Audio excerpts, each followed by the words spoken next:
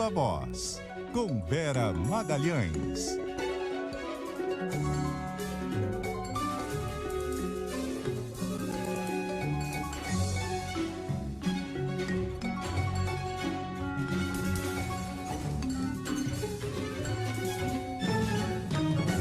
Seis horas e 4 minutos. Viva Voz, Vera Magalhães, boa noite. Oi, Bocardi, boa noite para você, para Carol e para todos os nossos ouvintes e espectadores. Isso, falando de ouvinte rapidinho aqui, Carol, olha só, para Vera, o Marcos Bacarini de Belo Horizonte, espero sempre a Vera Magalhães entrar às 6 horas para abrir uma cervejinha e dizer, sextou. Poxa, agora ele inveja assim, dele. Ele tá sextando. E aí eu perdi aqui, preciso falar aqui, ó. 5h30 era pra ter mandado essa mensagem, mas não deu. Bocardi, tô indo buscar as minhas netas na escola, elas entram no carro gritando, boa tarde, Bocardi, Carol. 5h30, manda beijo pra Daniela e pra Letícia. Obrigado, vovó Regina. Lindas. Boa tarde, desculpa boa o noite, atraso. vovó Regina, a Letícia e a Gabriela. E quem tá arrasando hoje é a Carol Moran com esse batom vermelho, hein? Sextou, né, Vera? Olha tá só. linda. Tá vendo? Obrigada. Vamos lá. O assunto é a questão do ICMS, congelado o ICMS. O que isso vai mudar, Vera Magalhães, na história dos preços, hein?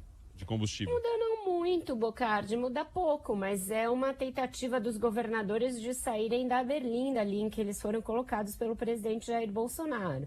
Foram transformados nos vilões do preço dos combustíveis, o que não é bom aí nas vésperas de um ano eleitoral. Muitos deles têm pretensões, alguns têm pretensões inclusive à presidência da República, tem 2 governadores aí como pré-candidatos do PSDB, então houve uma movimentação, ao meu ver, bastante política dos governadores para fazerem esse movimento de congelamento temporário do ICMS. Acho que o que eles pretendem mostrar é justamente que não é isso que está impactando o preço do diesel e da gasolina e tentar tirar a bola do campo deles, devolver para o campo do governo federal. Então, é nesse sentido que acontece esse movimento. Acho que também é uma tentativa de evitar o pior, que é a aprovação desse projeto que está em tramitação no Congresso, está no Senado, para que mudem as regras de cálculo do ICMS ali, né, mudando a partir de Brasília para impor a eles uma regra nova. Então eles querem fazer algo que é temporário, que eles controlam quando vai terminar e que pode ser didático para mostrar que o vilão do preço dos combustíveis não são os estados. Então, a meu ver, é esse o sentido dessa movimentação. Enfim, se realmente tiver um impacto e a elevação do preço ficar menor, eles ainda vão poder dizer, olha, demos a nossa contribuição, fizemos a nossa parte, etc. Então tem todo esse sentido mais político, essa decisão dos estados. O presidente da Petrobras deu uma coletiva hoje, Vera, dizendo que não se sente pressionado por esse aumento nos preços dos combustíveis. Ele mandou, de certa forma, um recado, né? Ele lembrou que a Petrobras entrega dividendos aos acionistas, que o acionista majoritário é o governo federal. A empresa já antecipou aí mais de 63 bi em dividendos, deve antecipar mais aí ainda até o fim do ano. E o que ele diz é que aí o Congresso, o governo, podem encontrar soluções para apoiar quem precisa com esse recurso, né? De certa forma, tentou também tirar da reta. Também foi outro que tentou dizer, não é comigo. Essa entrevista veio depois do anúncio de um lucro grande da estatal no trimestre anterior, de 31,1 trilhões ou bilhões? Eu sempre me confundo com essas cifras. Bilhões. E essa antecipação de dividendos a que você se referiu, desses 64 que já foram distribuídos, o governo federal, a União, recebeu 27 e poucos bilhões. O que o Lula e Silva está dizendo é o seguinte, quem faz política pública é governo, não é empresa. Então, eles têm aí esses dividendos que eles estão recebendo, que eles podem usar para fazer a política pública que melhor convier ao governo. Então, também está devolvendo a bola para o governo federal e dizendo que a empresa não é insensível sobretudo à causa dos mais pobres, sabe que o país passa por dificuldades, que assim como toda a sociedade, a Petrobras também está vendo essa situação, mas que não cabe a ela fazer política pública. Então está dizendo, olha, tem aí um grande dividendo que a gente distribuiu, fruto de uma política bem acertada aqui da empresa, a empresa está recuperada, está saneada, e agora o acionista majoritário, que é o governo federal, faz o que quiser com esses recursos, inclusive políticas públicas, se quiser fazer algo que contenha o impacto do preço dos combustíveis. Ele falou em Vale Gás, falou em Vale Combustível para os caminhoneiros, deu algumas alternativas, o tal fundo de amortização dos preços, de equalização ali. Então ele disse que a bola está com o governo e que o que a empresa tinha de fazer, ela está fazendo, que é gerar o lucro, e ele responde ao Bolsonaro dizendo que não é lucro pelo lucro, e distribuindo os dividendos aos seus acionistas, e que assim continuará. Eles preveem que o último trimestre também vai ter um bom resultado e que pode haver outra distribuição de dividendos ainda neste ano. Então, ele querendo mostrar que a empresa está indo bem, está indo pelo caminho virtuoso, superou aquele período ali de grandes turbulências do petrolão, período também que havia prejuízos sucessivos, e é engraçado, porque o Bolsonaro agora escolheu a empresa como alvo, mas ele era um que vivia dizendo, olha, no tempo do PT a Petrobras foi saqueada e deu prejuízo. Esse era um discurso de campanha, no nosso tempo não vai ser assim, e o que o Silvio Luna está fazendo é mostrar que a empresa está indo bem e está gerando dividendos para os seus acionistas. Ô Vera, e o rachadão? É rachadão do Alcolumbre o nome, é isso? Rachadão do Alcolumbre? Tem rachadinha também no presidente das CCJs? Eu chamei de rachadão porque foi um esquema que, segundo a revista Veja, perdurou por muitos anos, né, Bocardi? Atingiu vários assessores do ex-presidente do Senado, atual presidente da Comissão de Constituição e Justiça do Senado, Davi Alcolumbre. Durante muitos anos ele ficou com salário de 6 assessores do seu gabinete, que abriam uma conta no banco, entregavam ali o cartão, recebiam só uma parte do dinheiro. Tem relatos e testemunhos de todos esses assessores com fotos, uma reportagem caudalosa da revista Veja dessa semana.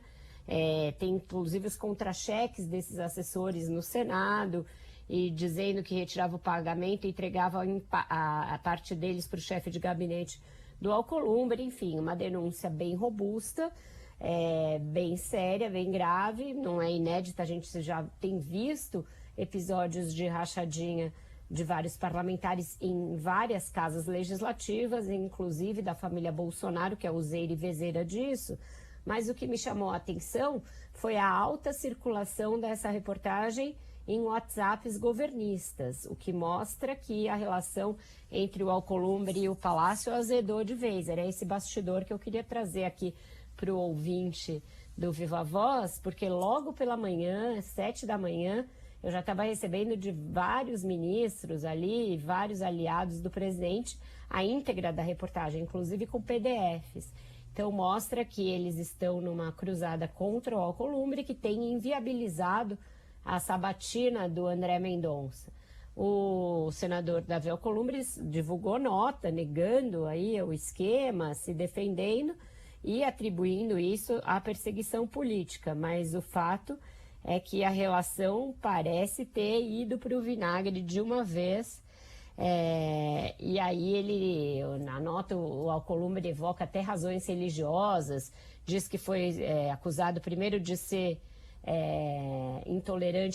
um intolerante religioso e por isso não marcava a sabatina do André Mendonça, e que agora, numa tentativa de atingi-lo, lançam essa acusação contra ele. Então ele também associou a reportagem à demora na sabatina do André Mendonça. Então vamos ver como ele vai reagir agora. Se vai continuar sentando em cima ou se vai acusar o golpe e marcar essa sabatina. As próximas semanas vão ser importantes para a gente ver o desenrolar desse caso, mas uma denúncia bem grave. A gente sabe que o Conselho de Ética do Senado tem sido absolutamente omisso, é um órgão praticamente inexistente, então não acredito que vá ter grande consequência a reportagem da revista Veja, mas mostra que tem um chumbo trocado aí nos bastidores, violento, e que o pano de fundo é essa indicação do André Mendonça mesmo. Vera, e Auxílio Brasil, hein? O governo está num labirinto aí, né? Não consegue encontrar uma solução. Não, Carol, não consegue. A Folha de São Paulo fez uma análise interessante do mapa de votação da última quarta-feira, dos requerimentos que foram votados como um teste da PEC dos precatórios, para ver se havia possibilidade de votar. E o que essa votação mostrou é que, além da oposição, tem muitas defecções na base aliada, no centrão propriamente dito ali em relação a essa PEC. Então, o governo já está temendo pela aprovação da medida, falando, como vocês disseram aqui ontem, em decretar alguma espécie de estado de calamidade para poder pagar as próximas 2 parcelas do auxílio, já que o auxílio emergencial acaba agora em novembro e o Bolsa Família foi extinto, teve o seu último pagamento feito ontem. Então, a gente está numa espécie de limbo. Não tem mais Bolsa Família e ainda não tem Auxílio Brasil. Também não tem auxílio emergencial. Então, como que o governo vai fazer para viabilizar a chegada de R$400, que é o que o Bolsonaro está dizendo, que vai ser pago já a partir de novembro, para 17 milhões de pessoas, sem nenhum amparo legislativo para isso? Porque nem a MP foi votada, nem a PEC, e o auxílio emergencial está aí com os dias contados. Então, é uma corrida contra o relógio, não tem ainda resposta para isso. O secretário do Tesouro, Esteves Colnago, deu uma entrevista hoje falando de quanto vai custar o programa, que vai custar 83 bilhões, dos quais 50 bilhões vem dessa PEC, então não é pouca coisa. Sem ela fica inviabilizado o programa e até aqui não se tem uma clareza política de que o governo conta com os votos suficientes para aprovar essa proposta de emenda à Constituição. Música hoje? Música hoje... É o seguinte, antes da música. Aí, ó. Eu não consigo. Nunca mais te chamo pra jantar, velho. Olha ele aí. Ixi, eu tô devendo uma coisa pra ele. Eles já chegaram mais cedo aqui, já estão no estúdio. Dan Stubbe já chegou já falando assim. Eu pedi, a Vera combinou comigo que ia sugerir uma música e de repente ela desapareceu. Me deu um balão, ela desapareceu, não falou mais nada, tal.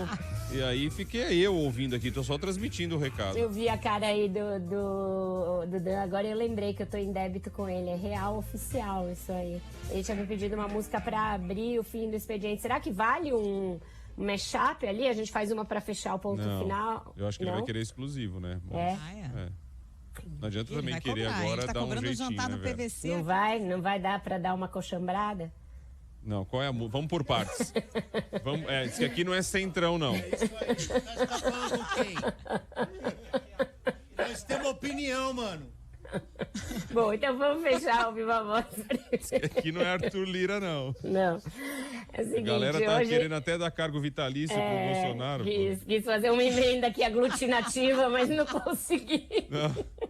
Eu acho compor, que, gente, Vera, depois você acerta esse boleto aí, Vera. Tem que compor o ponto final e o fim do expediente sem sucesso. Até porque tem a música que a Vera sugeriu e depois tem uma outra rapidinho que não dá pra deixar também de tocar aqui nesse final aqui, que é sugestão do Paulo Carvalho. Então só toca do ouvinte, guarda a minha pro Dan, pode ser? Ah, é isso? Olha só, gente. Não, só uma sugestão, assim Tá fica bom, pra vamos lá. todo mundo. Então é o seguinte, eu que tô dando a ideia, eu que falei de duas, dei a ideia aqui. Então a gente vai dividir depois Formou o cachê, maioria, você paga, formou faz um maioria. pix, Tá bom, eu vou dividir com o combinado. Paulo que sugeriu. Ele aproveitando que o PR está em Roma, e aqui tá tudo ok, sugiro a música do sambista Boca Nervosa. Que me deu, que me deu, que me deu, que me deu. Nego velho, que foi que te deu? Nego velho, que foi que te deu? Me deu vontade de cantar um pagode e te 10 tirão.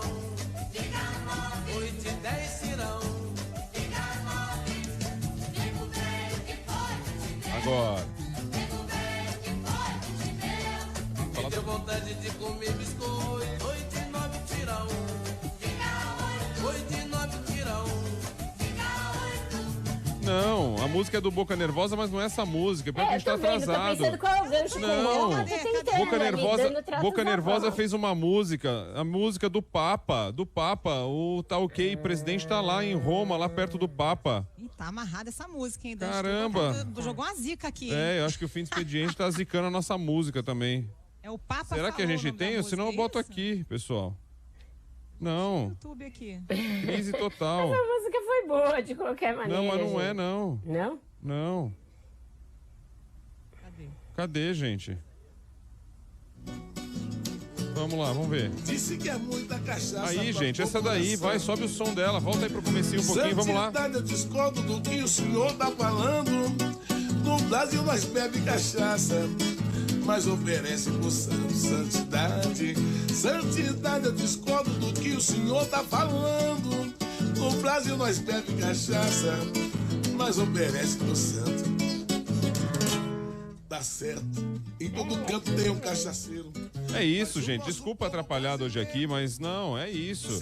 É o Papa. O Boca Nervosa tá dizendo que o Papa diz que no Brasil não tem salvação, é muita cachaça e pouco oração. Ele já tá dizendo aí pro presidente, ó, como é que é. Pesquisa budismo, mas A todos gente, com a sua a gente bebe, mas a gente dá pro santo. Vambora. Vera Magalhães, então é o Tchau, seguinte, pessoal. acerta a sua dívida com o fim do expediente. Um beijo Tô pra aqui você. já no Zap resolvendo, tentando Tá bom. resolver minha situação que ficou abalada. É, bom final de semana pra você, Vera Magalhães. Tchau, gente. Até Até segunda. mais.